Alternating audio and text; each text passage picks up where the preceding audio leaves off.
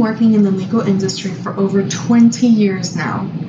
There probably isn't anything I haven't seen yet, especially when I began to provide legal investigative services. Often, when I tell people that I'm a paralegal by trade, most people are left with a blank face. So, I find myself having to explain to them what a paralegal is. However, since the 1960s, when the paralegal role was created, a lot has changed. Listen in for more.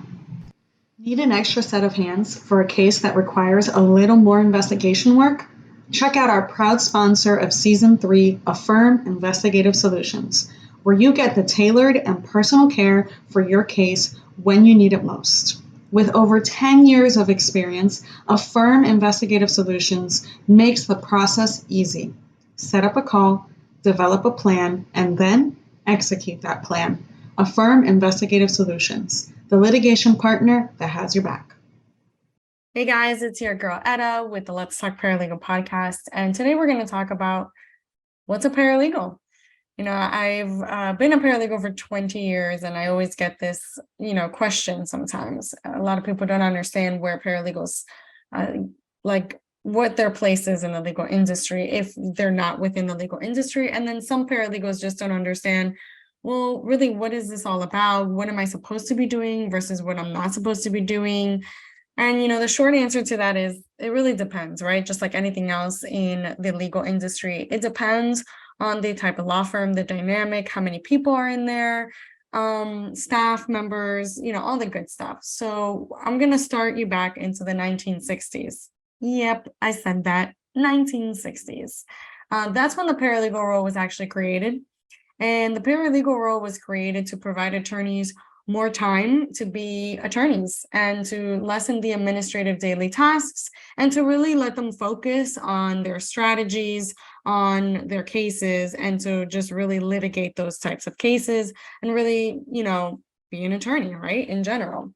So this kind of in the late 1960s, the Congress came in, law firms, American Bar Association, you name it. They began these efforts to increase the access to legal services and to reduce poverty in the US.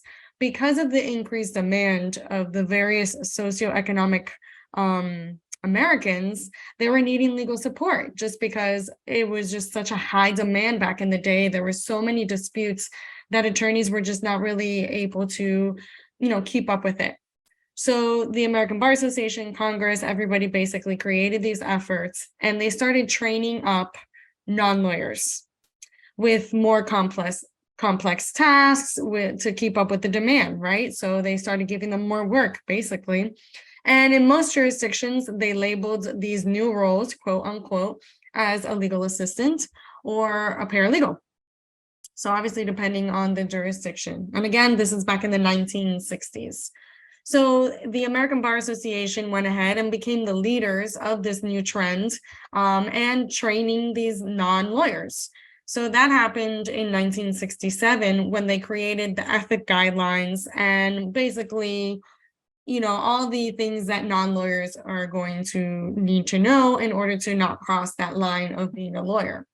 So that was in 1967. In 1971, the American Bar Association took it further and created organizations for non-lawyers, which is what we now know as the NALAs of the world and the NFRP associations, which were granted these powers officially in 1975.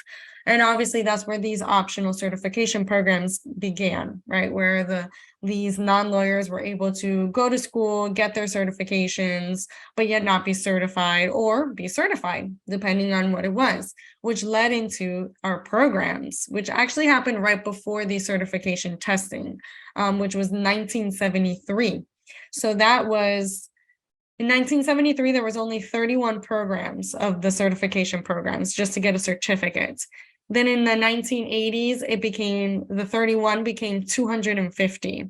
And then today, obviously, there's more than thousands of programs.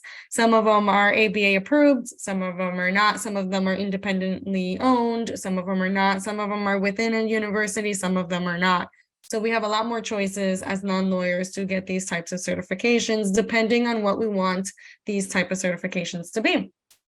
However, the growth of the paralegal role, even though I gave you a speed round, wasn't really shaped by these associations. They were not shaped by the NALAs of the world or the NFRPs or the American Bar Associations or lawyers themselves.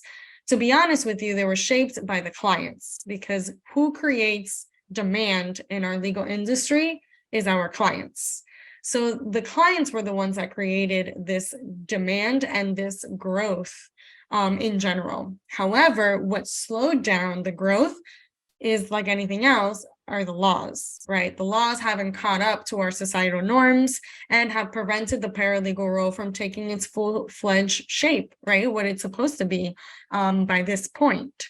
Just to give you a perspective, in 1986, which was the glorious year that your one and only Rosa was born, the American Bar Association officially defined this role as a legal assistant. That was 36 years ago. Yep, I just gave my age. But yeah, that was 36 years ago. Guys, we're talking about almost 4 decades ago that this actual role was defined. But then here's the kicker. In 2020, our great 2020 pandemic, we actually developed and expedited the inevitable, right? Which is where all these limited licensing organizations came, and the laws came on the plate, and lawmakers tables, and freelancing and contracting and all these types of services. But along with 2020 came a beautiful thing where we got the paralegal role was separately defined from the legal assistant role with the American Bar. And on top of that, we got a National Paralegal Day.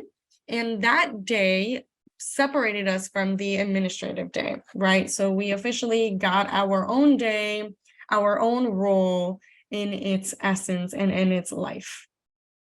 However, it also creates a mountain, right? Mountain of disputes, of unaware, of gray lines.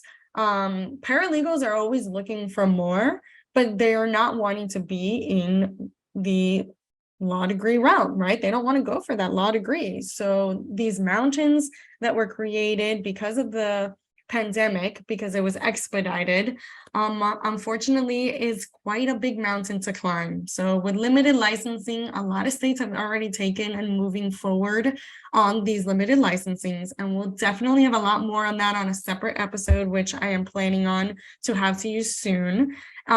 We also created that freelance contractual paralegal role, which honestly, I started in 2017 doing those services. So the services were around before the pandemic, but they were fully, I guess, accepted by the legal community because, to be honest, they had no choice in 2020. So it was a lot easier for us freelancers and contract paralegals out there to contract our services as a 1099 versus a W-2, and to create our own businesses and paralegal firms and you name it.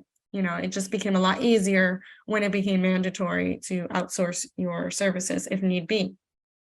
And of course, that grew from the remote work, right? So in essence, a paralegal is a chameleon role. It can take on anything, basically, which is what these limited licensing programs have proven, that a seasoned paralegal or a well-rounded, well-educated paralegal can serve and do a lot more for its legal community than just scratching off to-do lists for an attorney. So where are we headed, right? Well, according to our legal trends, ABA journal, surveys, census, all this good stuff, the paralegal role is only going to grow, you know, and all these talks about AI and remote attorneys and or robot attorneys and robot paralegals and computers taking over the world. Yes, of course, just like anything else, computers have their place. AI has its place. Legal technologies has its place. So does paralegals and attorneys. We're not going anywhere because unfortunately you can only train a computer to do so much. And they don't have one thing that we do, which prove me wrong if they do, is emotional intelligence. And sometimes with these complex cases, it's not only about digging the facts, it's about really reading the person and understanding really what this case is about and the variety and the variables involved in these types of cases. And most of these cases, attorneys are trained to handle. So, it's not that we're taking over the world, which we kind of are. I mean, I'm gonna shed some light into that. I have sat in tables that many paralegals haven't, and I'm pretty proud of that. But it's such a diversified future for the legal community. It's truly going to be limitless, which is why I named my event Limitless Paralegal, because there's going to be so much more to the paralegal role coming forward. And of course, you guys will learn more about these limited licensings and these other options that paralegals now have um, later on this season. Hopefully, I get it on for this season. So I'm working on that for you. But yeah, so there is no straight answer as to what a paralegal can do because we are truly limitless. And with that, I will leave you to it until justice is served. I'll be here.